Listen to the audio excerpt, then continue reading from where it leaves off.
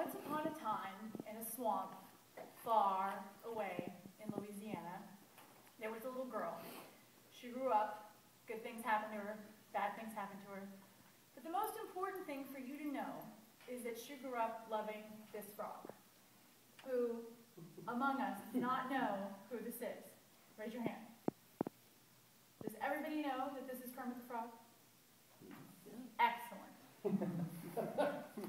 Nobody has a voice like Kermit the Frog, just like nobody has a voice like you. In talking about the things that make up your voice, it's really important to say something that's hard for me. It was very difficult for me when I was growing up to learn things, especially mathematics. How many of you know the formula FOIL? Okay, yeah. First, outer, inner, last. I hated arithmetic. But the way I finally learned geometry was to learn FOIL. And part of that, I've always enjoyed the memory tricks or mnemonic devices that come along with trying to teach a new lesson. So for this particular lesson about finding your voice, the word voice will come in handy. The first letter is V, and it's for vulnerability. Nobody likes to admit that they've made a mistake. Nobody likes to admit that they are not perfect at something. But the truth is there's real strength in that. For instance, I go out of my way not to smile because I have horrible teeth. And I will close my lips and not smile in a lot of different pictures. But the truth is that maybe by me telling you that I had bad dental hygiene for the last 4 years and I did not floss or brush my teeth every day, maybe that will inspire you to make an appointment, floss your teeth, or brush your teeth. But that's me being vulnerable, and it's really an important piece of knowing who you are. The next letter is O, for open to obstacles.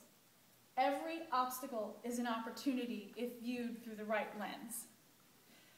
Something specific about that is I had an audition a couple of years ago, and I was feeling great about how well it went. And I was bemoaning the lack of contact to a friend of mine about why I hadn't heard from the director, because of course I had the part. She very logically said to me, why don't you call him and find out if you in fact got a part? I said, no, that just simply isn't done. In this particular case, my need to know outweighed my need to follow the rules.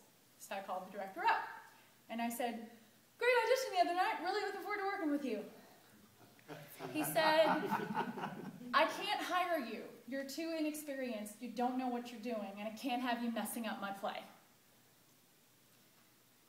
I cried and cried and cried. But you know what I did? I picked myself up, I dusted myself off, and I went and took a lot of classes. And I auditioned, and sometimes I get cast, and sometimes I don't. The next letter is I, for insight. What you bring to the table is what you know. The experiences you've had, the gestures that you use, the phraseology that you use are all part of your voice. You are the only one who can tell your story. You are the only one who is a mother, or the only one who's a father, or the only one who's a sister or a brother, but it's your individual, unique experience that matters. The next letter is C, for creative. I really struggle with this because creativity is wonderful, and as Jim Henson himself said, the truth finds you when you least expect it. It's very important to remember, especially if the material you're doing is already covered material. Find your own way to twist it. Because no matter what words you use, no matter how beautifully written they are, if they aren't yours, they won't sound like you. They won't ring true. No one will believe anything that comes out of your mouth. The important thing about creativity is to not let it go so far that you use words that are beyond your audience. This is something I struggle with because I enjoy my vocabulary. But as Scott Birkin puts it in his book, Confessions of a Public Speaker, you want to find ways to connect with your audience, not to alienate them. The last letter is E for energy and enthusiasm. This is the final piece in the joyous journey of finding your voice. If you aren't enthusiastic about what you have to say and the stories that you have to tell, how can you possibly hope that anyone else will share your enthusiasm? Another quote of Jim Henson's is, the most sophisticated people that he has ever known are people who are deeply in touch with their inner child. We can all stand to have a little bit more childlike enthusiasm sprinkled in our lives and our stories. I'll close with this. Marianne Williamson says, our greatest fear is not that we are inadequate.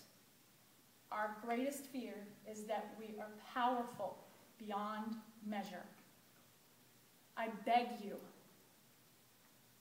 abandon your fear, walk out into the middle of the stage, and find your voice. Mr. Toastmaster.